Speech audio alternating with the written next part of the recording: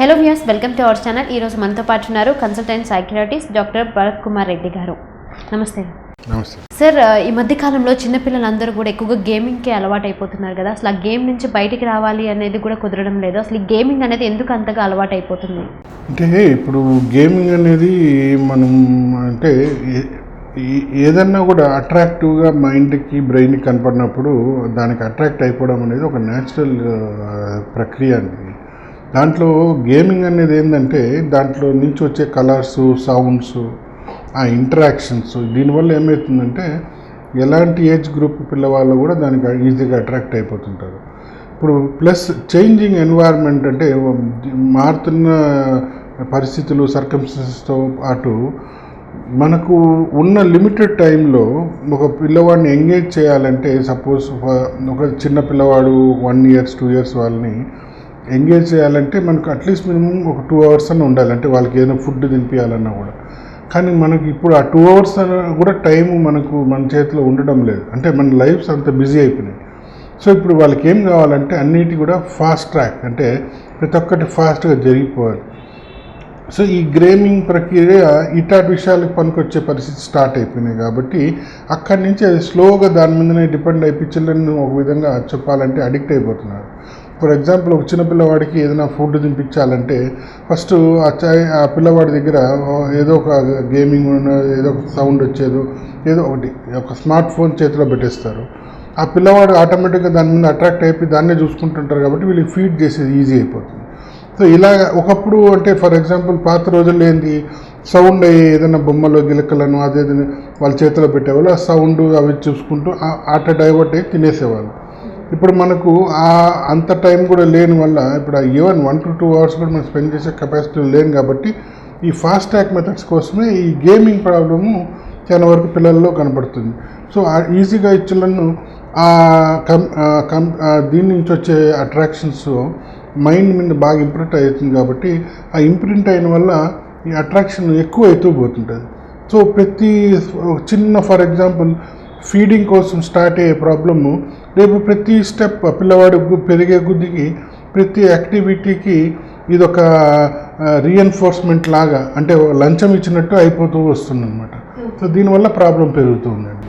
Doctor, చాలామంది కూడా గేమింగ్కి ఎక్కువగా ఎడిక్ట్ అయిపోతూ ఉన్నారు కదా. సో మరి దీని నుంచి బయటికి తీసుకురావడం ఎలాగా? అంటే ఫస్ట్ ఆఫ్ ఆల్ గేమింగ్కి అడిక్ట్ అయిపోతున్నామంటే అది గుర్తించాలంటే ఆడుతున్న పిల్లవాడు గుర్తించాలి, అలాగే పేరెంట్స్ గుర్తించాలి. అది గుర్తించిన పరిస్థితిలో చాలా మంది ఈ మధ్య ఇప్పుడు ఫ్యామిలీస్ ఉండిపోతున్నాయి అన్నమాట.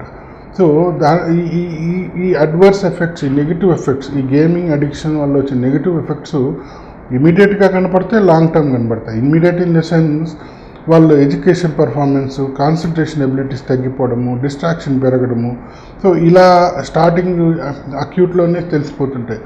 లాంగ్ టర్మ్ ఎఫెక్ట్స్ అనేది ఆ హెల్త్లో గ్రోత్ విషయం మీద కానివ్వండి, ఇతర హార్మోనల్ చేంజెస్ కానివ్వండి, వీటి మీద కూడా ఎఫెక్ట్స్ కనపడుతుంటాయి. సో ఇవన్నీ ఈ షార్ట్ టర్మ్, లాంగ్ టర్మ్ ఇంత దూరం మనం ఆలోచించాలి. కాకపోతే పేరెంట్సే చాలా వరకు ఇది అడిక్షన్ స్టేజ్కి వెళ్ళిపోయిందని గుర్తించే పరిస్థితిలో లేరు. పిల్లవాడు కూడా ఇప్పుడు పిల్లవాడు ఫర్ ఎగ్జాంపుల్ ఒక 1/2 hour ఏదో గేమింగ్ ఆడాడు, మనం ఫోర్స్ఫుల్లీ దాన్ని ఆపాము, వాడు మొండి చేస్తాడు, ఏడుస్తాడు, కింద పడి దొల్లుతారు, ఎన్ని చేస్తారు. పేరెంట్స్ దానికే వాళ్ళని ఒక ఎమోషనల్ స్టేట్కి చూసి ఎందుకులే అనేసి మళ్ళీ ఇచ్చేస్తారు. సో ఇది ఈ 1/2 hourతో ఆగిపోయే సిచ్యువేషను 2 hours 3 hours అయినా కూడా ఆగదు. సో న్యాచురలీ చిల్డ్రన్కి అదర్ యాక్టివిటీస్ మీద ఇంట్రెస్ట్ తగ్గిపోతూ దీని మీదనే టైం స్పెండ్ చేసే పరిస్థితి వచ్చేస్తుంది అన్నమాట. సో ఈ అడిక్షన్ అనేది ఒక విధంగా చెప్పాలంటే ఇనిషియేట్ చేసేది పేరెంట్సే, దాన్ని ప్రొలాంగ్ చేసి ఒక సిచ్యువేషన్ ప్రాబ్లంగా తీసుకొచ్చేది కూడా ఒక విధంగా పేరెంటల్ నెగ్లెక్ట్ అనుకోవాలి, పేరెంటల్ సిచ్యువేషన్స్ వల్లనే వస్తుంటుంది.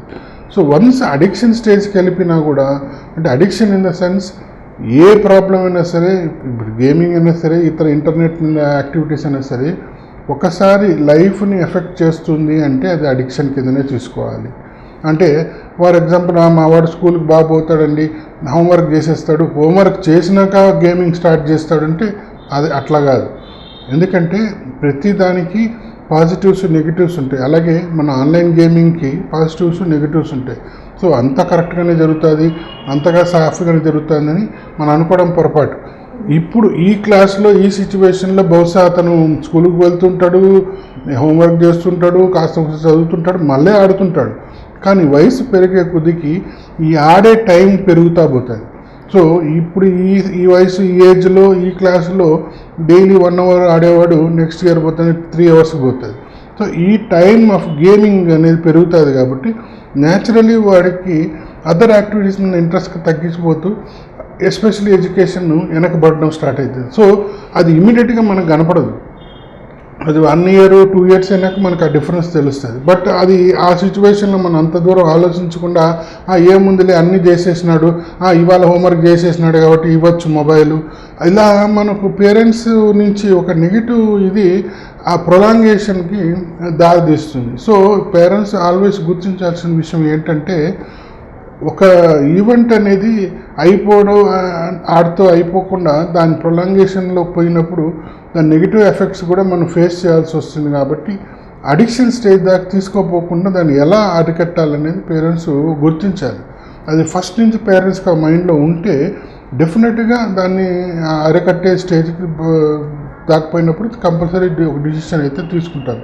కాకపోతే అది లేదనుకోండి, డెఫినెట్గా పేరెంట్స్ డినయల్ మోడ్లో ఉంటారు, ఈ చైల్డ్ డినయల్ మోడ్లో ఉంటాడు. అంటే ఇతనికి దానివల్ల వచ్చే అడ్వర్స్ ఎఫెక్ట్స్, దానివల్ల వస్తున్న నష్ట కష్టాలు ఇతను గుర్తించడు, అలాగే పేరెంట్స్ గుర్తించడు. సో ఆ పరిస్థితి రాకుండా అడిక్షన్ అనేది ఎప్పుడన్నా స్టార్ట్ అయ్యే స్టేజ్ ఉంటుంది. కాబట్టి అవసరం కంటే ఎక్కువ ఫోన్ మీద టైం స్పెండ్ చేస్తున్నారంటే అది అడిక్షన్ కిందనే తీసుకోవాలి. అటువంటి పరిస్థితుల్లో పేరెంట్స్ దాని గురించి కొంచెం సీరియస్గా ఆలోచించి దాని గురించి ఏదో ఒక సొల్యూషన్ అనేది చూడాల్సి వస్తుంది. కొన్ని విషయాల్లో అది ప్రొఫెషనల్స్, అలాంటి ప్రొఫెషనల్ హెల్ప్ కూడా అవసరం పడుతుంది. కాబట్టి అటువంటి సిచ్యువేషన్లో నిస్సంకోచంగా మమ్మల్ని వచ్చి కలవాల్సిన పరిస్థితి కూడా ఉంటుందండి. డాక్టర్, చాలామంది ఏంటంటే చిన్నపిల్లలు ఏదైనా మాట వినకపోయినా లేదంటే భోజనం చేయకపోయినా కానీ సో చిన్నప్పుడు ఏదో ఒక మనిషి మీద కానీ లేదంటే ఏదైనా థింగ్స్ మీద ఎక్కువ భయం అనేది పెడుతూ ఉంటారు. ఏదైనా భోజనం చేయలేదు అంటే కనుక వాళ్ళకి అప్పగిచ్చేస్తాను అని చెప్పి అనడం అలాంటివి. ఇవన్నీ కూడా చిన్నప్పుడు పిల్లలకి భయం పెట్టేవన్నీ కూడా పెద్ద అయ్యేంత వరకు తర్వాత ఏదైనా ప్రాబ్లం అనేది క్రియేట్ అవుతుందంటారా? అంటే ఇప్పుడు ఫియర్ మీదనే కొన్ని యాక్టివిటీస్ జరుగుతాయి అనేది అంటే మన హ్యూమన్ నేచర్ అని ఒకటి విధంగా అనుకోవాలండి. అంటే భయం వల్ల, అంటే ఇప్పుడు ఫర్ ఎగ్జాంపుల్ ఎగ్జామ్స్ ఉంటాయి, ఎగ్జామ్స్లో ఫెయిల్ అయితే నాన్న కొడతాడరా అని భయపడతారే కానీ ఎగ్జామ్లో ఫెయిల్ అయిన వల్ల మన భవిష్యత్తు పాడవుతుందని ఒక పాజిటివ్ రీఎన్ఫోర్స్మెంట్ ఉండదు. సో ప్రతిది ఇక్కడ నెగిటివ్ రీఎన్ఫోర్స్మెంట్ ఉంటుంది. సో అలాగే ఫస్ట్ నుంచి కూడా ఇప్పుడు ఫర్ ఫుడ్, ఇప్పుడు పిల్లవాడికి భోజనం పెట్టాలి, నువ్వు పిల్లవాడి భోజనం తినలేదనుకో పక్కింటి వస్తాడో, దెయ్యం వస్తుందో, భూతం వస్తుందో, లేదా పాత రోజుల్లో గబ్బర్ సింగ్ వస్తాడను, ఇలా ఏదో ఒక భయం పెట్టి తినిపిస్తారు. కాకుండా ఫుడ్ పెట్టినప్పుడు నువ్వు మంచిగా ఫుడ్ తినకపోతే నీకు హెల్త్ సరిగ్గా ఉండదు, నీ గ్రోత్ సరిగ్గా ఉండదు, నువ్వు అంటే హైట్ వెయిట్ సరిగ్గా రావను, నీతో ఎడ్యుకేషన్లో డల్ అయిపోతావు. ఇట్లా పాజిటివ్ రీఎన్ఫోర్స్మెంట్ అనేది మనకి ఎప్పుడు రాదండి. సో ఈ నెగిటివ్ రీఎన్ఫోర్స్మెంట్ వల్ల ఏమవుతుందంటే మైండ్కి ఆ నెగిటివిటీయే మనం దాన్ని ట్యూన్ చేస్తుంటాం. సో ప్రతి విషయంలో మనం నెగిటివిటీ చూస్తేనే మనకు పని జరుగుతుంది. సో ఈ నెగిటివిటీ అనేది ఒక స్టేజ్ వరకు బాగానే ఉంటుంది. బట్ ఆఫ్టర్ సర్టన్ ఏజ్, అంటే బిట్వీన్ 12 to 18 yearsలో మన వ్యక్తిత్వం, పర్సనాలిటీ డెవలప్ అవుతుంది. ఇట్లాంటి సిచ్యువేషన్స్లో ఈ నెగిటివ్ రీఎన్ఫోర్స్మెంట్, చిన్నప్పటి నుంచి జరిగిన నెగిటివ్ రీఎన్ఫోర్స్మెంట్ ఎఫెక్ట్స్ అప్పుడు కనపడడం స్టార్ట్ అవుతాయి. సో ప్రతి ఒక్క వ్యక్తిలో వచ్చే, వ్యక్తిత్వంలో వచ్చే మార్పు భయంగా, యాంగ్జైటీగా, ఫ్రస్ట్రేషన్ లాగాను, లేదా ఇంకా ఇతర ఎమోషనల్ చేంజెస్ లాగాను ఈ 12 to 18 yearsలో బయటపడడం స్టార్ట్ అవుతుంది. సో చిన్నప్పటి నుంచి మనం ట్యూన్ చేసిన మైండ్కి ఒక కెపాసిటీ ఉంటుంది. ఆ కెపాసిటీ నుంచి దాటి ఈ స్టేజ్కి వచ్చినప్పుడు ఈ 12 to 18 years అప్పుడు ఇవాల్వ్ అవుతుంది. కాబట్టి గ్రోత్లో మైండ్ కూడా ఇవాల్వ్ అవుతుంది. కాబట్టి అప్పుడు మనం చిన్నప్పటి నుంచి ఇచ్చిన ఈ నెగిటివ్ ఇమేజెస్, నెగిటివ్ ఫీడ్బ్యాక్, దాని ఎఫెక్ట్స్ ఆ ఏజ్లో కనపడతాయి. ఆ వ్యక్తిత్వంలో స్లోగా పర్సనాలిటీ డిఫెక్ట్స్, పర్సనాలిటీ ట్రైట్స్లో మార్పులు రావడం ఇట్లా జరుగుతుంటాయి అన్నమాట. సో చిన్నప్పటి నుంచి కూడా మనకు ఒక, అంటే పాత రోజుల నుంచి కూడా ఇది ఒక సెట్ జనరేషన్ నుంచి ఒక నెగిటివ్ రీఎన్ఫోర్స్మెంట్ మీదనే పనులు జరగడం అనేది అలవాటు చేసేస్తారు. కాబట్టి అది ఫ్యూచర్ అయినప్పుడు ప్రాబ్లమ్స్గా నెగిటివిటీతోనే బయటకు వస్తుంటాయండి. ఓకే డాక్టర్, చాలా వరకు ఏంటంటే మార్నింగ్ టైం కానీ ఎప్పుడైనా సరే ఒక గేమ్ కానీ లేదంటే వీడియోస్ ఏదైనా చూసినప్పుడు అది ఎక్కువగా నైట్ టైంలో కనిపిస్తూ ఉంటాయి అని చెప్పి అంటుంటారు కదా, ఇది కూడా ఒక డిజార్డరేనా? అంటే ఒకటి ఏంటంటే మనకు ఏ విషయమైనా సరే ఒకసారి మైండ్కి కొంచెం గట్టిగా దాని గురించి ఆలోచించిన దాని మీదనే ఎక్కువ ధ్యాస పెట్టినప్పుడు డెఫినెట్గా అది కొంచెం రిజిస్టర్ అయినప్పుడు స్ట్రాంగ్గా మైండ్లో రిజిస్టర్ అవుతుందండి. అది కొన్నిసార్లు మనం నైట్ టైమ్స్లో నిద్రపోయినప్పుడు లేదా నిద్రపోయే టైంలో ఇవి కొంచెం బయటకు అంటే మనకు మళ్ళీ గుర్తు రావడము లేకపోతే ఒక కళలాగా కనపడము ఇది కొంచెం సహజం. సో ఇప్పుడు కూడా మైండ్కి ఎక్కువగా అట్రాక్ట్ అయ్యే విషయాలు ఏదైనా సరే దాంట్లో ముఖ్యంగా ఇప్పుడు ఏమంటే గేమింగ్ అనేది బ్రెయిన్లో సర్టన్ ఏరియాస్ని యాక్టివ్ చేస్తుంది, కొన్ని హార్మోన్స్ కొన్ని కెమికల్స్ రిలీజ్ చేసేటట్టుగా చేస్తుంది. కాబట్టి ఇది కొంచెం ఎక్కువ ఇంప్రింట్ మైండ్ మీద జరుగుతుంది. దానివల్ల మీకు నైట్ టైమ్స్లో ఇట్లా కనపడతాయండి. సో మెయిన్ ఏంటంటే డే టైంలో ఆ యాక్టివిటీ ఇన్ఫ్లుయెన్స్ బట్టి నైట్ టైమ్స్లో మనకు అది కనపడుతుంది అన్నమాట. డాక్టర్, చాలామంది ఏంటంటే ఎగ్జామ్స్ టైంలో ఎక్కువగా స్ట్రెస్ ఫీల్ అవుతూ ఉంటారు కదా, కొంతమంది పిల్లలు ఏమంటుంటారంటే స్ట్రెస్ వల్ల కూడా చాలా వరకు ఎగ్జామ్స్లో మనకి అవన్నీ క్వశ్చన్ ఎంతవరకు అయితే చదువుకున్నామో అవన్నీ కూడా చదివినా కానీ గుర్తుకు రావు అని చెప్పి అంటుంటారు, అది నిజమే అంటారా? డెఫినెట్ అండి. ఇప్పుడు స్ట్రెస్ ఎఫెక్ట్స్ అనేది మనకి ఎక్కడైనా కనపడుతుంది. ఇప్పుడు ఎక్సెస్గా స్ట్రెస్ స్ట్రెయిన్ అయినప్పుడు ఏమవుతుందంటే మనలో ఆందోళన యాంగ్జైటీ పెరుగుతుంది. యాంగ్జైటీ పెరిగినప్పుడు బ్రెయిన్ ఏం చేస్తుందంటే ఒక ప్రొటెక్టివ్ మెకానిజం ఎక్కువ మైండ్లో టెన్షన్ పెరిగినప్పుడు బ్రెయిన్ మనం ప్రొటెక్ట్ చేసే విధానంగా స్లో డౌన్ అవ్వడమో లేకపోతే షట్ డౌన్ స్టేట్కి తీసుకెళ్ళిపోతుంది. సో అటప్పుడు ఏమవుతుంది, మన బ్రెయిన్ స్లో డౌన్ అయినప్పుడు ఏమవుతుందంటే మన మెమరీ ట్రేసింగ్, మన మెమరీలో ఉన్న సిచ్యువేషన్స్ ఈవెంట్స్ క్లియర్ కట్గా మనకు రావు. అంటే మనకు కన్ఫ్యూజన్ స్టార్ట్ అవుతుంది స్లోగా. దీనివల్ల ఏమవుతుందంటే ఎగ్జామ్లో ఏమవుతుంది, మనం ఎంత ప్రిపేర్ అయినా కూడా ఆ ఎగ్జామ్ టైంలో ఆ 2 to 3 అవర్స్లోనే మనం పర్ఫామ్ చేయాలి. కాబట్టి అంటే మనకు రోజంతా టైం ఇవ్వరు కదా. ఇప్పుడు సపోజ్ రోజంతా టైం ఇస్తే 2-3 అవర్స్ టెన్షన్ పడినా మైండ్ స్లో డౌన్ అయినప్పుడు మన పర్ఫార్మెన్స్ ఆటోమేటిక్గా న్యాచురల్గా ఇంప్రూవ్ అవుతుంది. కానీ మనకున్న సెట్ టైమింగ్స్లో ఎడ్యుకేషన్ ఎగ్జామ్స్ అంటే సెట్ టైమింగ్స్ ఉంటాయి కాబట్టి ఆ 3 అవర్స్లో హైపర్ యాంగ్జైటీ లెవెల్స్ పెరిగిపోయేసి ఆటోమేటిక్గా దాని కాంపెన్సేటివ్ మెకానిజంలో బ్రెయిన్ స్లో డౌన్ అయిపోతుంది. సో న్యాచురల్గా కూడా స్ట్రెస్ యాంగ్జైటీ సిచ్యువేషన్స్ ఈ ఎగ్జామ్స్లో కానివ్వండి, ఇంటర్వ్యూస్లో కానివ్వండి, ఇతర టెస్టింగ్ సిచ్యువేషన్స్లో నేచురల్గానే బ్రెయిన్ స్లో అయిపోయి మన మెమరీలో డిస్టర్బెన్సెస్ కనపడి మనం నేర్చుకున్న అది ఎక్స్ప్రెస్ చేయలేము, చదివిన రాయలేకపోయిన పరిస్థితి న్యాచురల్గానే జరుగుతుంటుందండి. డాక్టర్, ఈ స్ట్రెస్ నుండి బయటపడడానికి పిల్లలు అసలు ఏం చేస్తే మంచిదంటారు? అంటే ఫస్ట్ ఆఫ్ ఆల్ ప్రిపరేషన్ అనేది చాలా ఇంపార్టెంట్ అండి. ఇప్పుడు ప్రిపరేషన్ అంటే in the sense next year ఏదో మార్చిలో ఎగ్జామ్ ఉందంటే జనవరి నుంచి మొదలు పెడితే చాలని కొంతమంది, లేకపోతే మార్చిలో చదివేస్తే పాస్ అవుతామని కొంతమంది ఉంటారు. అంటే అది ఫిజికల్గా మనం ఆ టైంలో 20 రోజులు నెల రోజులు చదివేస్తే సరిపోతుంది అనుకుంటామే కానీ మెంటల్ ప్రిపరేషన్ అక్కడ ఏం జరగదండి. అంటే ఫస్ట్ 6 to 7 months టోటలీ మనం డినయల్ మోడ్లోనే ఉండిపోతాం. అంటే ఎగ్జామ్ ఉంది, ఎగ్జామ్ పాస్ అవ్వాలంటే దాన్ని చదవకపోతే ఫెయిల్ అయితే ఇబ్బంది అవుతుందని మెంటల్ మేకప్, మెంటల్ ప్రిపరేషన్ ఉండదు. అలాగే గడిపేస్తాం 5 months 6 months. లాస్ట్కి వచ్చినప్పుడు ఏమవుతుందంటే అప్పుడు మనకు ఫస్ట్ టైం ప్రాక్టికల్గా మనం చదవడం మొదలు పెడతాం. కాబట్టి న్యాచురలీ ఆ డిలే అయిన టైము, ఆ వేస్ట్ చేసిన టైం ఎఫెక్ట్స్ మనకు ఆడ కనపడి ఈ స్టార్ట్ ప్యానికింగ్, అంటే మనకు భయము, దడ, ఆందోళన స్టార్ట్ అయిపోతుంది. దీనివల్ల ఏమవుతుందంటే ఈ ఎగ్జామ్ ఫియర్ అనేది ఎగ్జామ్ సిచ్యువేషన్స్లో స్టార్ట్ అయిపోయిన వల్ల లేట్ ప్రిపరేషన్స్ వల్ల అది ఎగ్జామ్ అప్పుడు అది బాగా గ్లేరింగ్గా ఎక్కువ కనపడుతుంది. ఆల్వేస్ ప్రిపరేషన్ అనేది ముందు నుంచే మనం స్టార్ట్ అయిపోయేసి చదివిపోయినా మనం మెంటలీ మనం ప్రిపేర్ అవుతూ దానికి ఎగ్జామ్ మనం రెడీగా ఉండాలి అని ఒక ధ్యాసతో ఉంటే. డాక్టర్, చాలామంది ఏంటంటే టీనేజర్సే కాకుండా ఈ మధ్యకాలంలో అన్ని ఏజ్ల వాళ్ళకు కూడా ఎక్కువగా ఇంటర్నెట్కి బానిసలు అయిపోతున్నారు. అదే పనిగా ఇంటర్నెట్ని చూస్తూ ఉన్నారు. ఏ పని చేయాలన్నా సరే నెట్ ఆన్ చేస్తున్నారు, దాంట్లోనే చూస్తూ ఉన్నారు. చివరికి వాళ్ళ మెడికల్ కండిషన్స్ ఎలా ఉన్నాయి అని చెప్పి చూసుకోవడానికి కూడా ఎక్కువగా ఇంటర్నెట్ మీదే బేస్ అవుతున్నారు కదా. సో మరి ఇవన్నీ కూడా ఎందుకు ఇట్లా జరుగుతుందంటారు?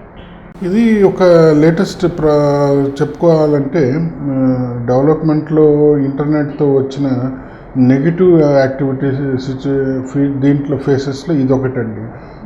చాలా వరకు ఇప్పుడు మేము చూస్తుంటాము పేషెంట్స్ వాళ్ళకి సింపుల్గా suppose for example first time వాళ్ళకి డయాబెటీస్ అని డయాగ్నోస్ అయితే వాళ్ళు పోయేసి ఆ డయాబెటీస్ గురించి ఎంత దొరికితే గూగుల్లో చదివేస్తుంటారు. అంటే ఆ డాక్టర్ ఇచ్చిన అడ్వైస్ కంటే కూడా అవసరానికంటే ఎక్కువ చదవడం, దాని మీద కన్ఫ్యూజ్ అయిపోవడం, దాంతో వచ్చే యాంగ్జైటీ తెచ్చుకోవడం, మళ్ళీ దాన్ని తీసుకొని యూట్యూబ్లో చూడడం, ఇలా మల్టిపుల్గా చూసేస్తుంటారు. దీన్ని ఒక విధంగా సైబర్ కాండ్రియా అంటారు. అంటే ఫస్ట్ ఆఫ్ ఆల్ మనకు ఉన్న ప్రాబ్లం అదేనా కాదా అనే మనకే డౌట్ వస్తుంది, మన మీద అడ్వైజ్ ఇచ్చిన ప్రొఫెషనల్స్ మీద డౌట్ వస్తుంది. ఈ రెండింటిని క్లారిటీ లేని వల్ల ఇంటర్నెట్ మీద నమ్ముకొని దాంట్లో మన మీద సెల్ఫ్ డయాగ్నోసిస్ చేయడం, సెల్ఫ్ అనలైజ్ చేయడం ఇలా స్టార్ట్ చేస్తాం. దీనివల్ల ఉన్న సమస్యను కన్ఫ్యూజ్ చేసి కాంప్లికేట్ చేసుకొని మన మైండ్ని ఇంకా డిస్టర్బ్ చేసుకొని ఉన్న ప్రాబ్లానికి 4 ప్రాబ్లంలు యాడ్ అయినట్టు ఒక సిమ్టమ్తో పోయి 4 సిమ్టమ్లు తెచ్చుకునే పరిస్థితి వచ్చేస్తుంది. సో ఈ సైబర్ కాండ్రియా అనేది ఇప్పుడు లేటెస్ట్ ప్రాబ్లం అయిపోతుంది అన్నమాట. అంటే ప్రతిది ఇక్కడ అంటే ఒక ఏజ్ వర్గంని మనం అనేదానికి లేదు, అన్ని ఏజ్ గ్రూప్ వాళ్ళు బోత్ మెన్ అండ్ ఉమెన్ అందరూ ఇది ఒక కామన్ సిచ్యువేషన్ అయిపోయింది. సింపుల్గా ఎనీ ప్రాబ్లం అంటే దగ్గినా తుమ్మినా ఇంకేమైనా చిన్న ఫీవర్ వచ్చినా ఆటోమేటిక్గా మనం డాక్టర్ ఇచ్చిన అడ్వైజ్తో పాటు డాక్టర్ ఇచ్చిన డయాగ్నోస్ని మనం రీసెర్చ్ చేయడం మొదలు పెడుతున్నాం. అంటే సపోజ్ మీకు వైరల్ ఫీవరే ఉందండి అంటే దాంతో ఆగం. సో మనం వైరల్ ఫీవర్ అంటే ఏంటి, దాని సిమ్టమ్స్ ఏంటి, దాని సిమ్టమ్స్ మనకు ఉన్నాయా లేదా, లేకపోతే మనలో ఉన్న సిమ్టమ్స్ కొత్త సిమ్టమ్స్ వస్తే ఏంటి, ఇలా సెల్ఫ్ రీసెర్చ్ లాగా చేసేసుకుంటూ మన మైండ్ మనం డిస్టర్బ్ చేసేసి ఉన్న సిచ్యువేషన్ కాంప్లికేట్ చేసుకొని ఎప్పుడు కూడా మైండ్ ఆల్వేస్ నెగిటివిటీ ఎతుకుతుంది. ఫర్ ఎగ్జాంపుల్ సింపుల్ కాఫ్ వచ్చిందనుకోండి ఒక వ్యక్తికి, దాని గురించి చదివితే కాఫ్ దగ్గుకి 100 కారణాలు రాస్తుంటారు ఇంటర్నెట్లో, కానీ అతనికి మోస్ట్ డేంజరస్ కారణం ఫర్ ఎగ్జాంపుల్ ఏదో క్యాన్సర్ అలాంటిదే కనపడుతుంది, దాని గురించే చదువుతాడు. అంటే మిగతా 99 కారణాలు అతనికి కనపడవు. సో నెగిటివిటీ ఎక్కువ అట్రాక్ట్ అవుతుంది కాబట్టి ఇట్లా ఎక్స్ట్రీమ్ ఇల్నెసెస్ గురించే చదవడం, అదే మనకుందని టెన్షన్ పడిపోతూ వాళ్ళు రెస్ట్లెస్ అయిపోయి డిస్టర్బ్ అయిపోతుంటారు. అలాగే ఫర్ ఎగ్జాంపుల్ డాక్టర్ ఏదైనా ట్రీట్మెంట్ రాసిచ్చిన మెడిసిన్స్ రాసిచ్చిన ఆ మెడిసిన్స్ అన్నీ పోయి చదువుతారు, ఆ మెడిసిన్స్ వల్ల వచ్చే అడ్వర్స్ ఎఫెక్ట్స్ చదువుతారు, అడ్వర్స్ ఎఫెక్ట్స్ యాడ్ వస్తాయని ఎతుక్కుంటూ ఉంటారు, వచ్చిందా లేదా అని చూసుకుంటూ ఉంటారు.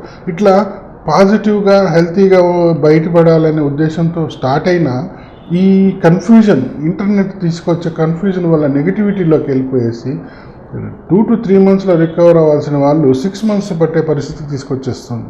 సో ఈ సైబర్ కాండ్రియా అనేది ఒక లేటెస్ట్ సిచ్యువేషన్ అనమాట. ఈ లాస్ట్ 2-3 yearsలో ఆల్మోస్ట్ అన్ని ఫీల్డ్స్ ఆఫ్ డాక్టర్స్ చూస్తున్నారండి. ముఖ్యంగా దీన్ని అరికట్టాలంటే first of all patients problem వచ్చినప్పుడు అది ప్రొఫెషనల్ హెల్ప్ తీసుకున్నప్పుడు ఆ సిచ్యువేషన్ ఆ ప్రాబ్లమ్ని ప్రొఫెషనల్స్కే వదిలేసేయాలి.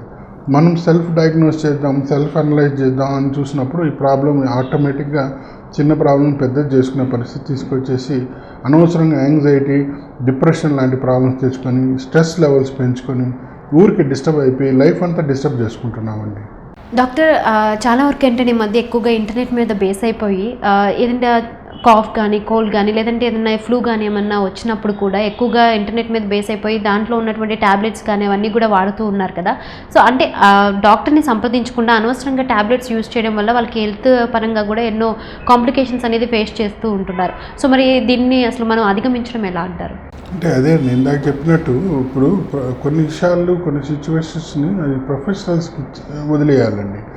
ఫర్ ఎగ్జాంపుల్ ఇప్పుడు ఒక చిన్న ఉదాహరణ చూసుకుంటే మన ఇంట్లో ఏదో వాటర్ ట్యాప్ లీక్ అవుతుందంటే మనం దాని గురించి రీసెర్చ్ చేసో యూట్యూబ్లో చదివో దాన్ని ఏదో చేయాలని ప్రయత్నించకూడదు.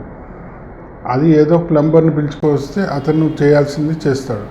ఇలాగే మెడికల్ ఫీల్డ్లో కూడా హెల్త్ రిలేటెడ్ ఇష్యూస్కి ఏమైనా ఉంటే కూడా మెడికల్ ప్రొఫెషనల్స్ హెల్ప్ తీసుకోవాలి. అది కాకుండా మనం ఏదో సెల్ఫ్గా డయాగ్నోస్ చేసి ఓవర్ ది కౌంటర్ మెడిసిన్స్ వాడో లేదా ఏదో ఆన్లైన్లో మందులు తెచ్చుకొని చేద్దామని చాలా మంది ప్రయత్నిస్తుంటారు. ఇది ఎప్పుడు కూడా అది క్లారిటీ ఉండదు, ఒక కన్ఫర్మేషన్ ఉండదు, ఒక డయాగ్నోసిస్ మీద ఒక అవగాహన ఉండదు, ట్రీట్మెంట్కి తీసుకుంటున్న మెడిసిన్స్ మీద ఒక కంప్లీట్ క్లారిటీ ఉండదు. కాబట్టి డెఫినెట్గా అది ప్రాబ్లంలో పడతారు. సో అలాంటి సిచ్యువేషన్స్ ఆల్వేస్ అవాయిడ్ చేయడం అనేది మేము మెయిన్గా చెప్తుంటామండి. డాక్టర్ చాలామంది కూడా ఎక్కువగా డిప్రెషన్ అనేది వాడుతూ ఉంటారు కదా ఈ మాటని. అసలు ఈ డిప్రెషన్ అనేది అసలు ఎక్కువగా ఎలాంటి టైమ్స్‌లో వస్తుందంటారు?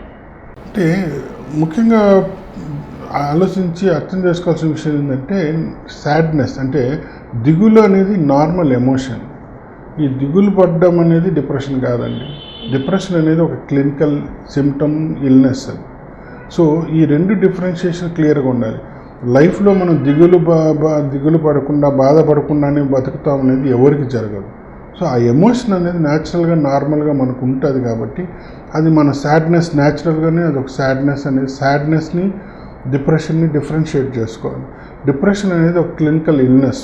సో ఈ సాడ్నెస్ డిప్రెషన్గా ఎప్పుడు మారింది, డిప్రెషన్కి ఏం చేయాలనేది మనం క్లియర్గా అర్థం చేసుకోవాలి.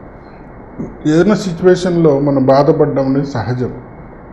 కాకపోతే సిచ్యువేషన్ ఉన్నా లేకపోయినా కంటిన్యూస్గా బాధపడుతూ కంటిన్యూస్గా అంటే ఒక మినిమం ఒక 2 to 3 weeks 2-3 వారాలు కంటిన్యూస్గా బాధపడుతూ దానివల్ల మన లైఫ్ ఎఫెక్ట్ అయిపోయి మన అదర్ యాక్టివిటీస్ అన్నీ స్లో డౌన్ అయిపోయి దేని మీద ధ్యాస పడకుండా ఆఖరికి నిద్ర ఆహారం తీసుకోవడంలో కూడా డిస్టర్బెన్సెస్ తీసుకొచ్చే పరిస్థితి వచ్చినప్పుడు అది డెఫినెట్గా అది సాడ్నెస్ కాదు, అంటే దిగులు ఆందోళన ఇట్లా కాకుండా డిప్రెషన్గా మారిందని మనం గుర్తించాలండి.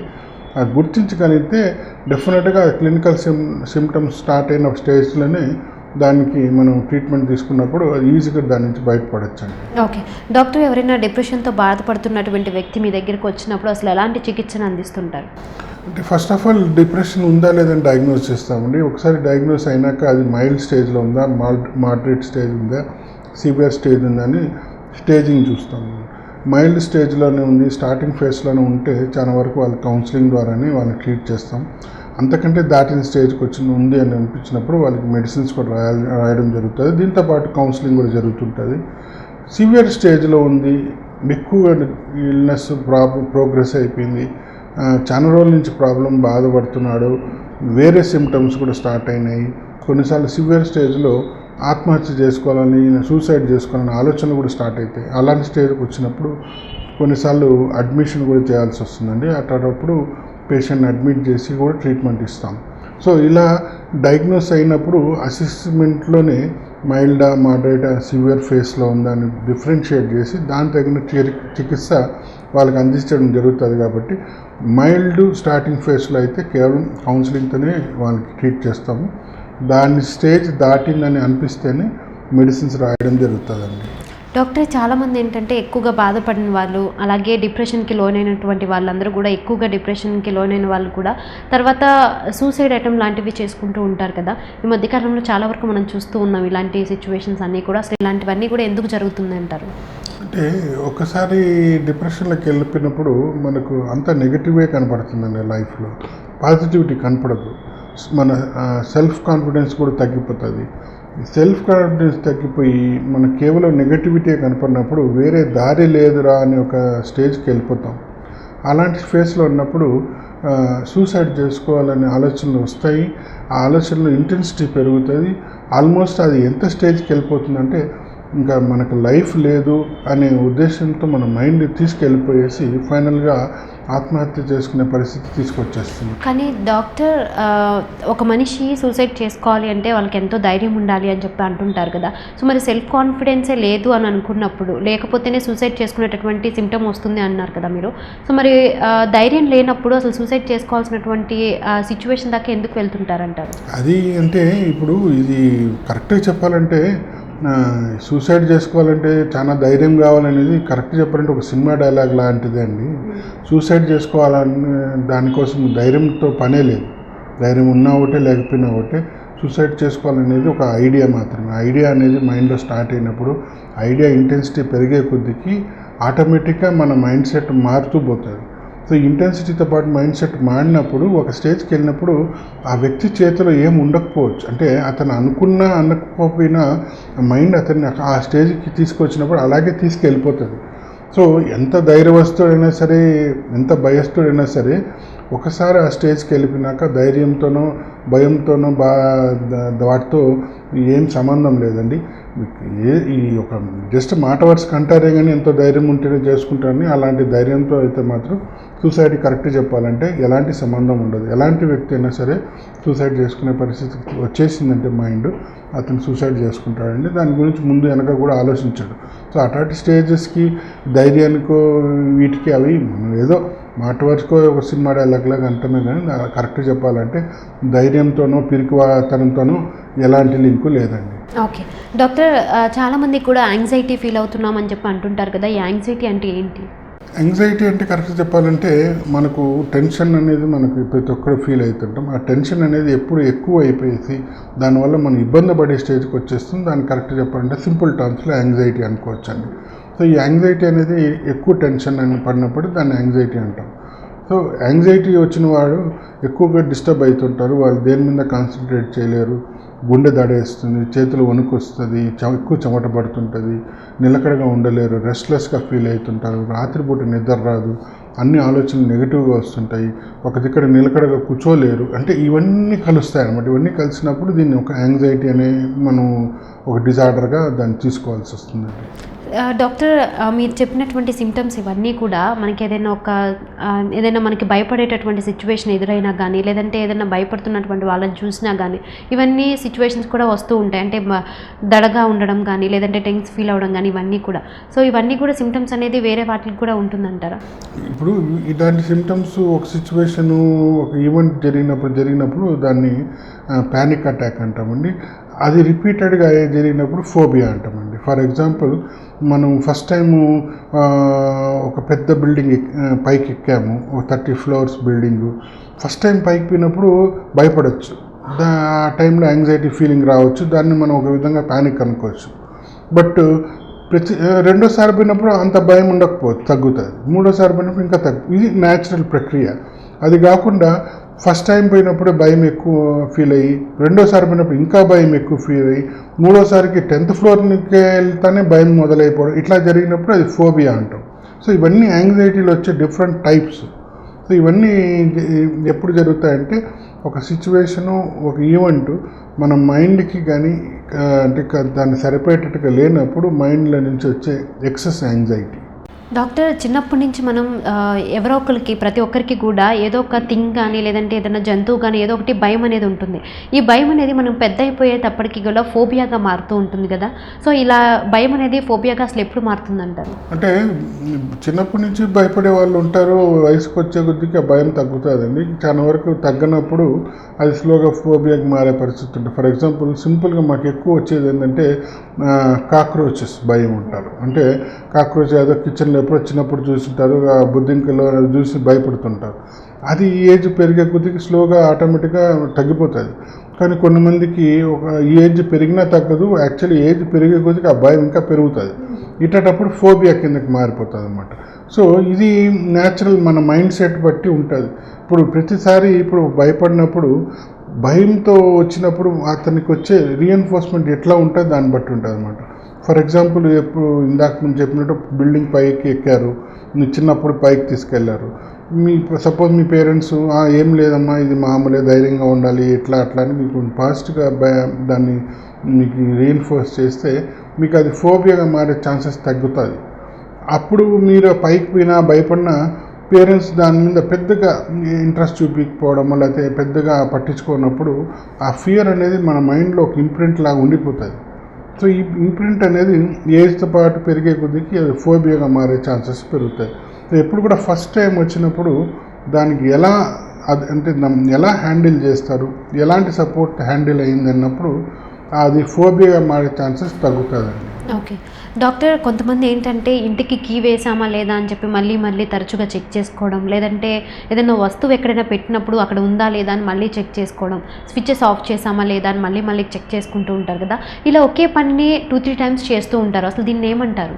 ఇది రిపీటెడ్గా చెకింగ్ అంటామండి. రిపీటెడ్ చెకింగ్ ఎప్పుడు జరుగుతుందంటే ఓసిడి అనే ప్రాబ్లం ఉన్నప్పుడు, అబ్సెసివ్ కంపల్సివ్ డిజార్డర్. ఇట్లా ఏమవుతుందంటే మైండ్లో ఒక చిన్న డౌట్తో మొదలవుతుంది. ఆ డౌట్ చుట్టే మన యాంగ్జైటీ తిరుగుతుంటుంది.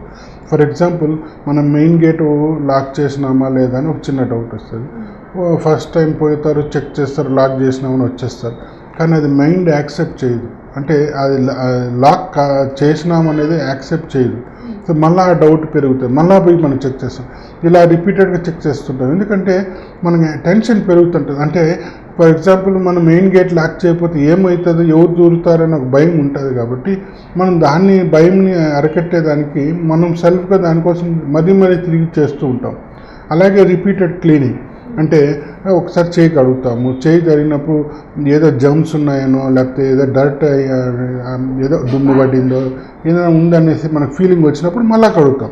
కానీ రెండోసారి కడిగినప్పుడు ఆ మైండ్లో నుంచి ఏమి లేదనేది ఇది వెళ్ళిపోతుంది. కానీ ఓసీడీలో ఏమవుతుందంటే ఎన్నిసార్లు కడిగినా ఆ మైండ్లో నుంచి అది పోదు. సో వాళ్ళు రిపీటెడ్గా కడుగుతూనే ఉంటారు. ఎందుకంటే వాళ్ళ చేతులు డర్టీగా వాళ్ళకి అనిపిస్తుంటాయి, ఏదో చేతిలో ఏదో అంటుకునిందనే ఫీలింగ్లోనే ఉంటారు, ఏదో జర్మ్స్ ఉన్నాయని అనిపిస్తుంటుంది. కాబట్టి అది పోవాలనే ఉద్దేశంతో కంటిన్యూస్గా కంపల్సరీ యాక్ట్ లాగా కడుగుతూనే ఉంటారు. సో ఇది ఒక విధంగా. ఇవన్నీ కలిసి చూస్తే వీటిని ఓసీడీ అంటామన్నమాట, అబ్సెసివ్ కంపల్సివ్ డిజార్డర్. ఇది ఒక సైకలాజికల్ ప్రాబ్లం ఉండి దానికి కంపల్సరీగా ట్రీట్మెంట్ తీసుకోవాల్సిన అవసరం అయితే ఉంటుంది. డాక్టర్, ఈ ఓసీడీ ప్రాబ్లం అనేది ఎక్కువగా అధిగమిస్తే కనుక ఎన్నో ప్రాబ్లమ్స్ అనేది ఫేస్ చేయాల్సి ఉంటుంది కదా. సో మరి ఓసీడీ ప్రాబ్లం ఉన్నటువంటి వాళ్ళకి ఎలాంటి ట్రీట్మెంట్స్ అవైలబుల్గా ఉన్నాయి? అంటే ఓసీడీ కొంచెం కరెక్ట్గా చెప్పాలంటే కొంచెం మొండి జబ్బండి, ఇది అంత ఈజీగా కంట్రోల్ చేయలేము. సో అబ్సెసివ్ కంపల్సివ్ డిజార్డర్తో బాధపడే వాళ్ళు అది ప్రాబ్లం అనేది గుర్తించేటప్పటికి ఎన్నో సంవత్సరాలు గడిచిపోతుంది. ఆ పైన మళ్ళీ మా దగ్గరికి వచ్చేదానికి ఇంకా ఎన్నో సంవత్సరాలు గడిచిపోతుంది. ఎందుకంటే వీళ్ళు ఈ డాక్టర్ ఆ డాక్టర్ దగ్గరికి వెళ్తూ ఫైనల్గా సైకియాట్రిస్ట్ దానికి ట్రీట్మెంట్ చేయగలుగుతాడు, వాళ్ళ దగ్గరికి వెళ్ళాలని తెలుసుకునేటప్పటికి టైం అయిపోతుంది.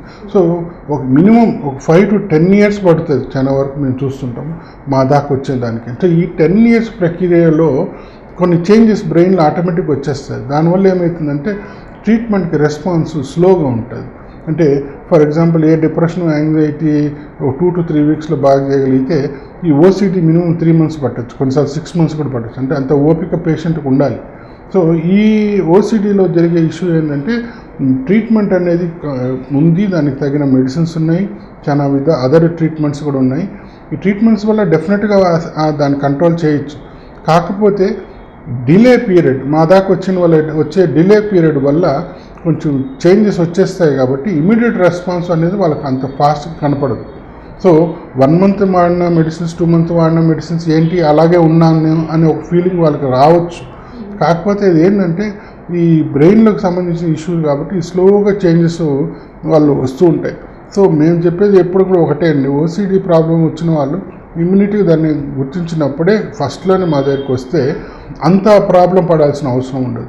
డిలే అయినప్పుడంతా ట్రీట్మెంట్ లాంగ్ అయిపోతుంది, దానివల్ల ఎక్కువ రోజులు మెడిసిన్స్ వాడాల్సిన అవసరం పడుతుందండి. డాక్టర్, ఎక్కువగా సాఫ్ట్వేర్ జాబ్స్ అన్నీ కూడా చేసే వాళ్ళందరూ కూడా ఎక్కువగా ఎన్నో జబ్బులకి ఎక్కువగా లోన్ అవుతూ ఉంటారు కదా. సో పర్టికులర్గా సైకియాట్రిస్ట్ దగ్గరికి అసలు ఎలాంటి ప్రాబ్లమ్స్తో వాళ్ళు వస్తూ ఉంటారు? సాఫ్ట్వేర్ జాబ్ విషయంలో 2 ఉన్నాయండి మెయిన్గా మేము చూస్తున్నది. ఒకటి ఏంటంటే స్ట్రెస్ రిలేటెడ్ ప్రాబ్లమ్స్, అంటే టార్గెట్స్, ప్రెషరు, కంటిన్యూస్గా ఇష్యూ బేస్డ్ వర్క్లోడ్స్ ఇవి ఉంటాయి. కాబట్టి దీనివల్ల స్ట్రెస్కి ఫీల్ అయ్యి స్ట్రెస్కి గురైన వాళ్ళు డిప్రెషన్, యాంగ్జైటీ లాంటి ప్రాబ్లమ్స్ వచ్చి మా దగ్గరికి వస్తుంటారు. రెండోది ఏంటంటే ఆడ్ టైమింగ్స్ వర్కింగ్ వల్ల, అంటే వీళ్ళు రాత్రిపూట నైట్ షిఫ్ట్లు ఎక్కువ చేస్తుంటారు. నైట్లో నిద్రపోవాలి, అంటే మనం నిద్రపోయినప్పుడే కొన్ని కెమికల్ యాక్టివిటీస్ బ్రెయిన్లో జరుగుతాయి. అవి జరగనీయకుండా వీళ్ళు days together, even months together కంటిన్యూస్గా అమెరికన్ టైమింగ్ అనో ఇంకో టైమింగ్ అనో నైట్ షిఫ్ట్లు చేస్తుంటారు. ఈ నైట్ షిఫ్ట్లు చేసే వల్ల, నైట్ టైమ్స్ మీద మేల్కొనే వల్ల దానివల్ల వచ్చే ప్రాబ్లమ్స్ వేరే. సో ఈ 2 విధాల ప్రాబ్లమ్స్ మేము ఎక్కువ చూస్తుంటాం. స్ట్రెస్తో వచ్చే ప్రాబ్లమ్స్ వేరే, ఈ ఎక్సెస్ నైట్ షిఫ్ట్ చేసి నైట్స్ ఎక్కువసేపు మేల్కొన్న వల్ల దాని నుంచి వచ్చే ప్రాబ్లమ్స్ వేరే. సో ఈ 2 గ్రూప్స్ నుంచి ఐటీ ప్రొఫెషనల్స్ ఎస్పెషల్లీ మేము చూస్తుంటామండి. ఓకే, సో మరి ఇలాంటి ప్రాబ్లమ్స్ని అధిగమించడానికి ఎలాంటి ట్రీట్మెంట్స్ అవైలబుల్ ఉంటాయి డాక్టర్? అంటే అదే చెప్తున్నాను కదండి, ఇప్పుడు స్ట్రెస్ రిలేటెడ్ ప్రాబ్లమ్స్ అంటే ఫస్ట్ వాళ్ళు డీస్ట్రెస్ చేయాలి, రిలాక్సేషన్ టెక్నిక్స్ నేర్పించాలి, వచ్చిన యాంగ్జైటీ, డిప్రెషన్ కంట్రోల్ చేయాలి, ఫ్యూచర్లో మళ్ళీ రాకుండా ఎట్లాంటి ప్రికాషన్స్ తీసుకోవాలి, ఇవన్నీ చేస్తాం. సపోజ్ ఇప్పుడు స్లీప్ రిలేటెడ్ ప్రాబ్లమ్స్ నుంచి వచ్చినాయి అనిపిస్తే ఆ స్లీప్ డిజార్డర్స్ని క్లియర్ చేయాల్సి వస్తుంది, స్లీప్ ప్రాబ్లమ్స్ క్లియర్ చేయాల్సి వస్తుంది. వాళ్ళకి షిఫ్ట్ చేంజ్ చేసుకొని అడ్వైస్ కూడా ఇస్తుంటాం కొన్నిసార్లు. సో ఇట్లా ప్రాక్టికల్ చేంజెస్ కూడా తీసుకురావాల్సి వస్తుంది అనమాట. ఈ 2 విధాలుగా డెఫినెట్గా వాళ్ళకి హెల్ప్ చేస్తుంటామండి.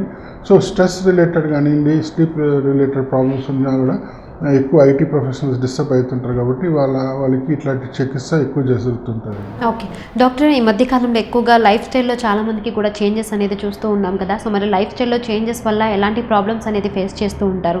ఎగ్జాంపుల్ మనకి ఎక్కువగా డ్రింక్ చేసే వాళ్ళని చూస్తూ ఉంటాం, లేదంటే పొగ తాగే వాళ్ళని ఎక్కువగా చూస్తూ ఉంటాం, లేదంటే ఫుడ్ విషయంలో ఎక్కువగా జంక్ ఫుడ్స్కి వీటన్నిటికి కూడా ఎక్కువగా అలవాటు పడిపోతూ ఉన్నారు కదా, చిన్నపిల్లల దగ్గర నుంచి పెద్దవాళ్ళ వరకు కూడా. సో మరి ఇలాంటివి వాటికన్నిటికీ కూడా ఎలాంటి పర్టికులర్గా ఎలాంటి ప్రాబ్లమ్స్ అనేది ఫేస్ చేస్తుంటారు? అంటే లైఫ్లో స్టైల్ చేంజెస్ అనేది పాజిటివ్గా ఆలోచించాలి, నెగిటివ్గా ఆలోచించాలండి. నెగిటివ్ లైఫ్ స్టైల్ చేంజెస్ అనేది మన హ్యాబిట్స్, రాంగ్ హ్యాబిట్స్ అయినా నెగిటివ్ సైడ్కి ఎక్కువ లాక్కోపోయినా అది డెఫినెట్గా లైఫ్ స్టైల్ చేంజెస్లో ఎఫెక్ట్స్ అవుతుంది. అదే లైఫ్ స్టైల్ చేంజెస్ పాజిటివ్గా కూడా తీసుకురావచ్చు. అంటే ఎప్పుడు ఎక్సర్సైజ్ చేయనోడు ఎక్సర్సైజ్ చేయొచ్చు, ఎప్పుడు నడవనోడు వాకింగ్ పోవచ్చు, యోగాకు పోవచ్చు, రిలాక్సేషన్ టెక్నిక్స్ పోవచ్చు, మెడిటేషన్ చేయొచ్చు, లేదా స్పిరిచువాలిటీ అనేసి కాస్త భగవంతుడి మీద ధ్యానం చేయొచ్చు. ఇలా పాజిటివ్ సైడ్ కూడా లైఫ్ స్టైల్ చేంజెస్ తీసుకుపోవచ్చు. అలాగే మీరు చెప్పినట్టు ఆల్కహాలు, స్మోకింగు, డ్రగ్స్ ఇలా negative side lifestyle changes తీసుకెళ్ళినప్పుడు దాని ఎఫెక్ట్స్ బోత్ ఫిజికల్గా ఉంటాయి, సైకలాజికల్గా ఉంటాయి. ఇమీడియట్ ఎఫెక్ట్స్ ఉంటాయి, లాంగ్ టర్మ్ ఎఫెక్ట్స్ ఉంటాయి. సో ఇవన్నీ కూడా సైకలాజికల్గా కానీ ఫిజికల్గా కానీ మనల్ని ఎఫెక్ట్ చేస్తాయి. వాటి వల్ల మనం డెఫినెట్గా డిస్టర్బ్ అవుతాము. ఆ ప్రాబ్లమ్స్ మనం ఫేస్ చేయాల్సిన పరిస్థితి ఉంటుంది. సో లైఫ్ స్టైల్ చేంజెస్లో మనం ఈ హ్యాబిట్స్, ఈ నెగిటివ్ కోపింగ్ హ్యాబిట్స్ అంటాం వీటినంతా, డ్రింక్ చేయడం అనేదో, స్మోక్ చేయడం అనేదో, లేదా డ్రగ్స్ తీసుకోవడం అనేది.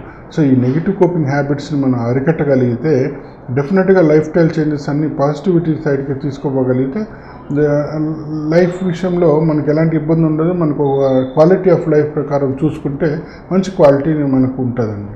డాక్టర్, నైట్ టైం టీవీ చూడడం కానీ ఎక్కువగా వర్క్ చేయడం వల్ల, అంటే సాఫ్ట్వేర్ జాబ్లు కానీ ఏదో ఒక వర్క్ చేసే వాళ్ళందరికీ కూడా నిద్రలేమి అనేది చూస్తూ ఉంటాం కదా. ఈ నిద్రలేమి ఉండడం వల్ల ఎలాంటి ప్రాబ్లమ్స్ అనేది మనకు వస్తూ ఉంటాయి?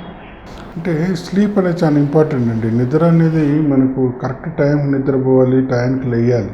So human beings are not nocturnal animals అంటాం. అంటే కొన్ని అనిమల్స్ అవి రాత్రే మేలుకుంటాయి, రాత్రే హంటింగ్ చేస్తే, రాత్రే తింటే పొగలు నిద్రపోతాయి. మనం ఎట్లా అంటే పొగలు పని చేస్తాం, రాత్రి నిద్రపోతాం. ఇది natural human evolution.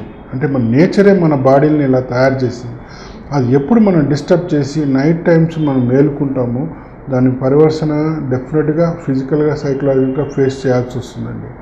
Night times right time నిద్రపోకపోయినా, రైట్ టైం నిద్ర లేకపోయినా మనకు స్టేజెస్ ఉంటాయి సైకిల్లో, స్లీప్ స్టేజెస్ ఉంటాయి. స్టేజ్ 1, 2, 3, 4 అని. ఈ స్లీప్ స్టేజెస్ కరెక్ట్ టైంకి రావాలి. అంటే నిద్రపోయిన టైం నుంచి కరెక్ట్ స్టేజెస్లో అది వస్తే మనకు స్లీప్ కంప్లీట్ అయినట్టు ఉంటుంది, క్వాలిటీ ఆఫ్ స్లీప్ బాగుంటుంది. నెక్స్ట్ డే లేచినప్పుడు మనం ఫ్రెష్గా ఫీల్ అవుతాం. లేకపోతే 6 అవర్స్ నిద్రపోయినా, 7 అవర్స్ నిద్రపోయినా లేచినప్పుడు డల్గానే లేస్తాము, నిద్ర వస్తున్నట్టే ఉంటుంది, నెక్స్ట్ డే అంతా డల్గానే ఉంటాం. ఇలా ఎఫెక్ట్స్ కనపడతాయి.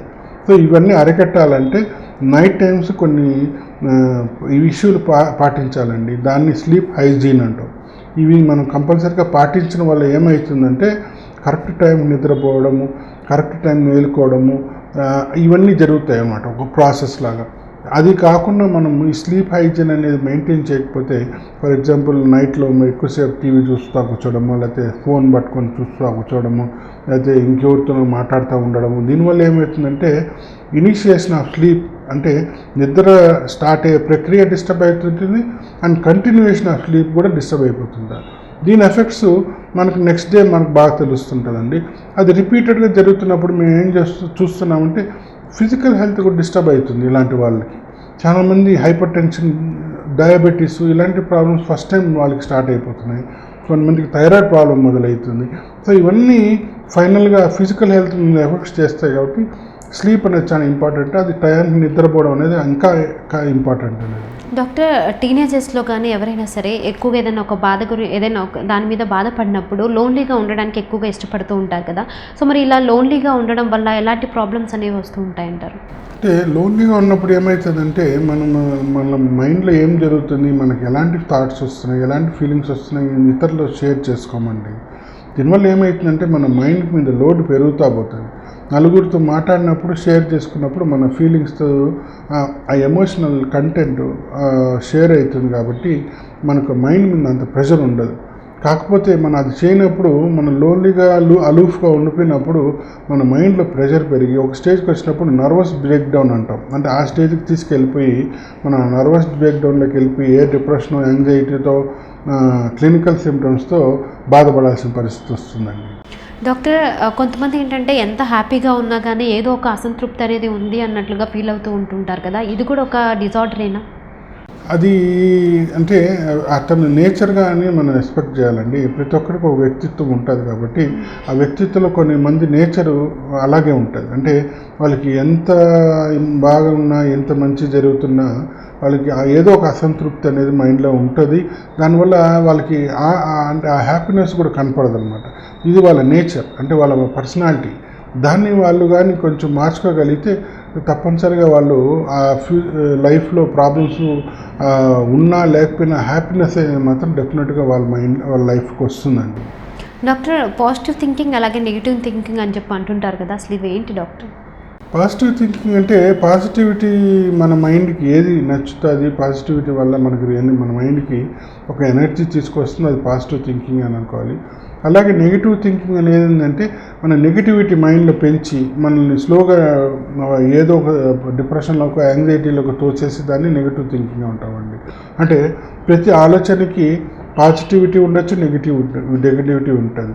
సో పాజిటివ్ థింకింగ్ అని మేము ఎందుకు చెప్తామంటే మన ఆలోచన విధానం మన చేతిలో ఉంటుంది కాబట్టి మన థింకింగ్ ఎబిలిటీ బట్టి మన ఇల్నెసెస్ని కూడా మనం డిఫరెన్షియేట్ చేసుకుని ఇల్నెస్ ఎఫెక్ట్స్ కూడా తగ్గించుకోవచ్చు.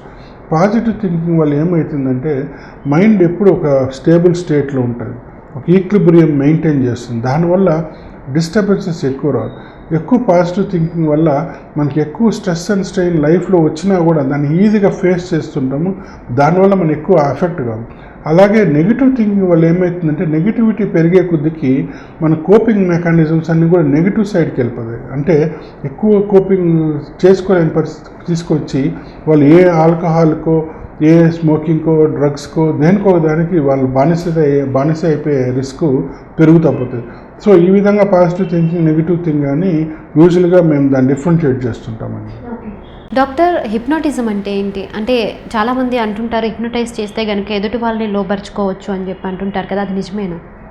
హిప్నోసిస్ అనేది ఒక థెరపీ అండి. అది దానికి ఏమంటే ఒక సైంటిఫిక్ ప్రొసీజరు, దానికి ట్రైనింగ్ ఉంటుంది. దాన్ని హిప్నోసిస్ నేర్చుకునే వాళ్ళకి వాళ్ళ సర్టిఫైడ్ కోర్సెస్ ఉంటాయి. ఇవన్నీ ఒక సైంటిఫిక్ ప్రొసీజర్ అండి.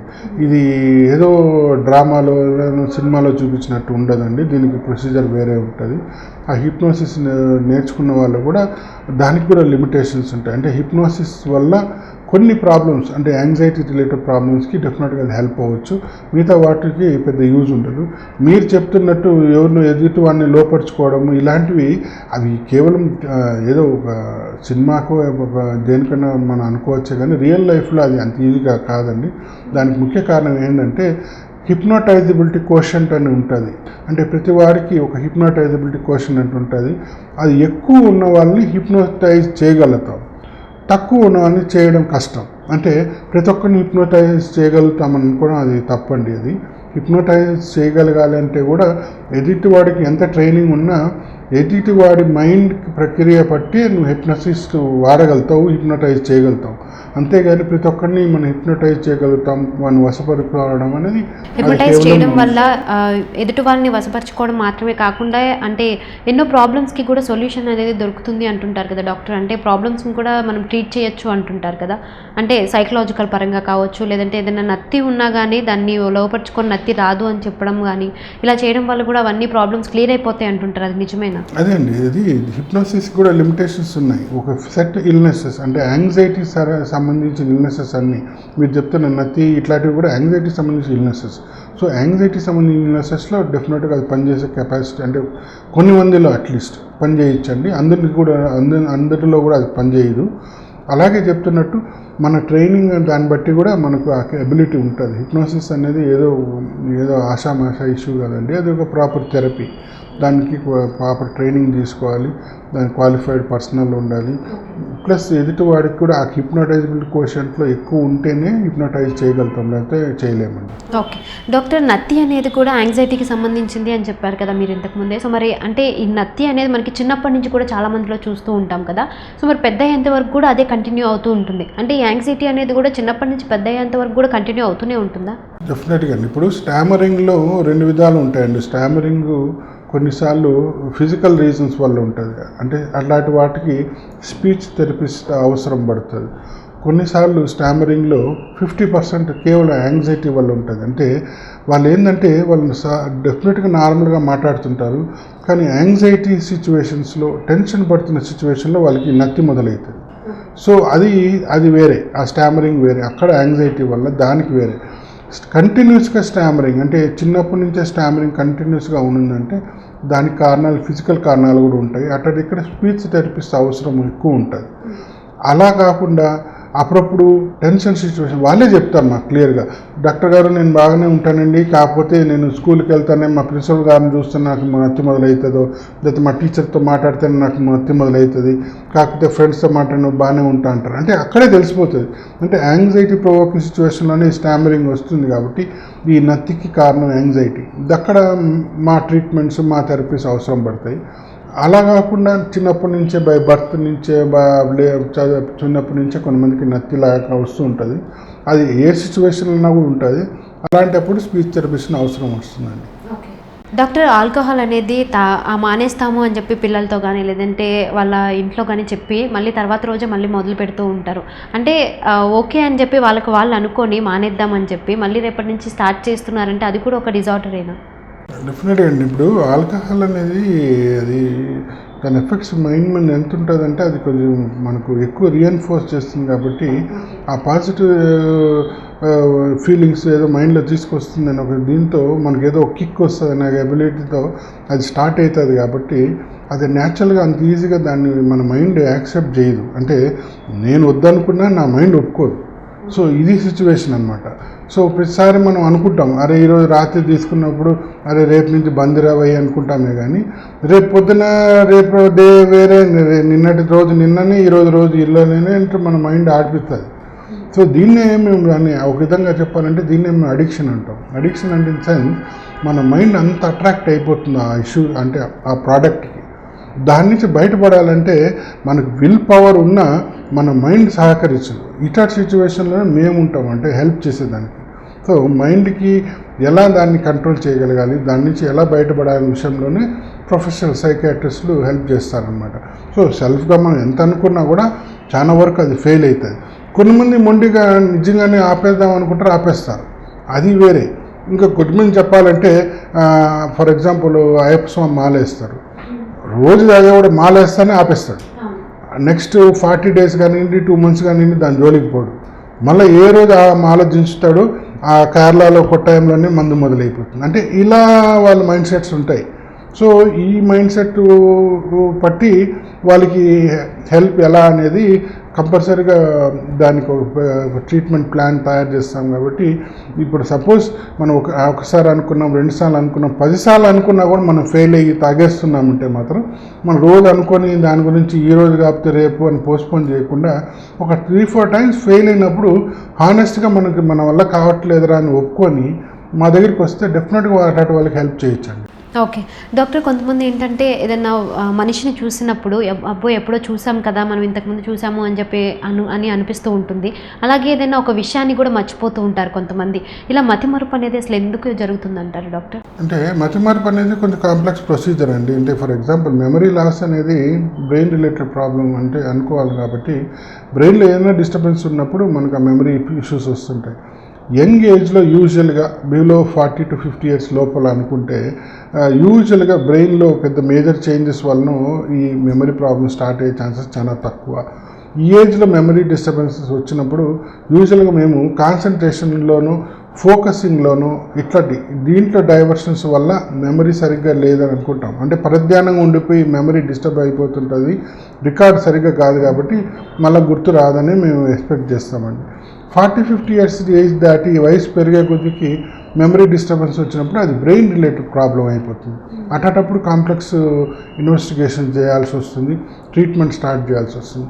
యంగర్ ఏజ్లో యూజువల్గా చాలామంది డాక్టర్ నాకు మతిమరుపు ఉందండి, కీస్ ఏడో పెట్టేస్తాను గుర్తు రాలేదంటారు, లేకపోతే ఇంకేదో పర్స్ ఎక్కడ పెట్టేస్తాను గుర్తురా.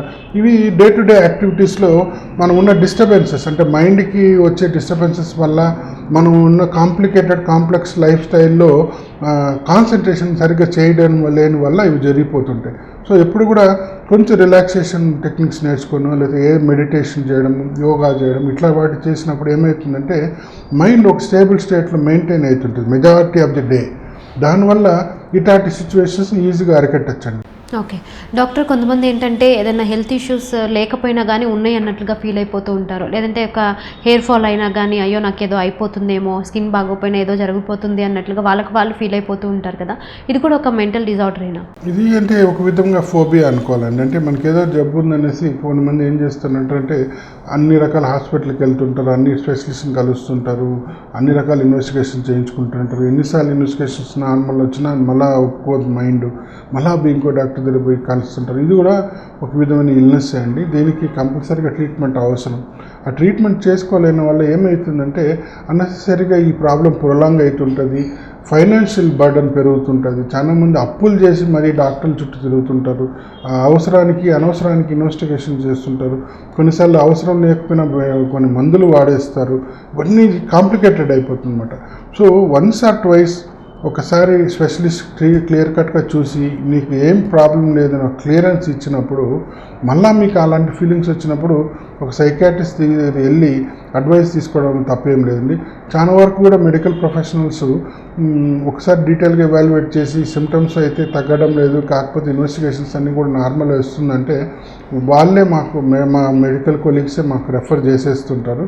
అలాంటి చేయలేనప్పుడు అట్లీస్ట్ ఒక పేషెంటే తానే వచ్చి మా దగ్గర అడ్వైస్ తీసుకోవడంలో తప్పేం లేదండి. ఒకవేళ మేము ఏదైనా ఐడెంటిఫై చేస్తే దానికి ట్రీట్మెంట్ ఇస్తాం కాబట్టి ఇదంతా ఈ ప్రొలాంగ్ ప్రాసెస్ అన్ని మనం అవాయిడ్ చేయొచ్చండి. డాక్టర్, కొంతమంది మతిస్థిమితం లేకుండా బిహేవ్ చేసే వాళ్ళందరూ కూడా అంటే ఏదో ఒక సిచ్యువేషన్ని తరచుగా చెప్తూ ఉన్నాను, లేదంటే దాన్నే చేస్తూ ఉంటూ ఉంటారు కదా, అంటే ఎలాంటి ఏదైనా ఒక ప్రాబ్లం ఉన్నప్పుడు అది ఒకవేళ అధిగమిస్తే కనుక ఇలాంటి సిచ్యువేషన్కి వస్తూ ఉంటారంటారా? డెఫినెట్గా అండి. ఇప్పుడు ట్రీట్మెంట్ సరిగ్గా తీసుకోలేనప్పుడు, లేకపోతే సరిగ్గా తీసుకొని మధ్యలో ఆపేసినా, లేకపోతే ట్రీట్మెంటే తీసుకోపోయినప్పుడు డెఫినెట్గా మైండ్ ఎక్కువ డిస్టర్బ్ అవుతుంది. కాబట్టి మతిస్థిమితం లేని పరిస్థితులకు వెళ్ళిపోయినప్పుడు వాళ్ళు ఏం చేస్తున్నారు, ఎలా ఉంటున్నారు, ఎలా బతుకుతున్నారు, అంటే ఇవన్నీ కూడా టోటల్గా ఎఫెక్ట్ అయిపోతాయి అన్నమాట. సో ఇలా సిచ్యువేషన్ని అవాయిడ్ చేయాలని మీరు ఎప్పుడు కూడా మెడిసిన్స్ కానీ ట్రీట్మెంట్ కానీ ఫాస్ట్గా స్టార్టింగ్ స్టేజ్లోనే చేయాలి, వాటిని అరగట్టాలని ఉద్దేశంతోనే జరుగుతుంటాం. ఈ విషయంలో ఎన్నో అవేర్నెస్ ప్రోగ్రామ్స్ కూడా జరుపుతుంటామండి. ఎందుకంటే పబ్లిక్లో సైకలాజికల్ డిజార్డర్స్ మీద ఎక్కువ అవేర్నెస్ లేదు, ఉన్నా కూడా ఒక విధమైన సోషల్ స్టిగ్మా ఉంది. దానివల్ల ఏమవుతుందంటే ఒక సైకియాట్రిస్ట్ దగ్గర పోయి చెప్పాలంటే అయ్యో నన్ను పిచ్చవాడు అనుకుంటారు అని ఒక అపోహ, ఒక భయం అనేది ఉంది. కాబట్టి చాలా వరకు వాళ్ళు ప్రాబ్లమ్స్ చిన్నదైనా సరే ఇయర్స్ టుగెదర్ బాధపడుతూనే ఉంటారు, కానీ మా దగ్గరికి వచ్చి సలహా కూడా తీసుకోరు. సో ఎప్పుడు కూడా సరే కొంచెం అవేర్నెస్ ఈ ప్రోగ్రామ్ జరిపి ఈ పబ్లిక్లో కొంచెం అవేర్నెస్ తీసుకువస్తున్నాం కాబట్టి ఇప్పుడిప్పుడు ఈ సిచ్యువేషన్ రాకుండా చూసే కెపాసిటీ మనకి ఇప్పుడు వస్తుందండి. Okay, thank you so much doctor. So మరి ఇంటర్నెట్ ఎక్కువగా వాడడం వల్ల కావచ్చు, అలాగే ఎక్కువగా ఆలోచించడం వల్ల ఎలాంటి డిజార్డర్స్ అనేది వస్తూ ఉంటాయి అనేది చాలా బాగా వివరించారు మా ప్రేక్షకులకి. ధన్యవాదాలు. Thank you doctor. సో చూసారు కదా వ్యూవర్స్, ఈ వీడియో కనుక మీకు నచ్చినట్లయితే లైక్ చేయండి, అలాగే మీ వాళ్ళకి షేర్ చేయండి. ఇలాంటి మరిన్ని వీడియోస్ మీరు చూడాలనుకుంటున్నారా? అయితే ఇంకెందుకు ఆలస్యం, మా ఛానల్ని సబ్స్క్రైబ్ చేసుకోండి. Thanks for watching.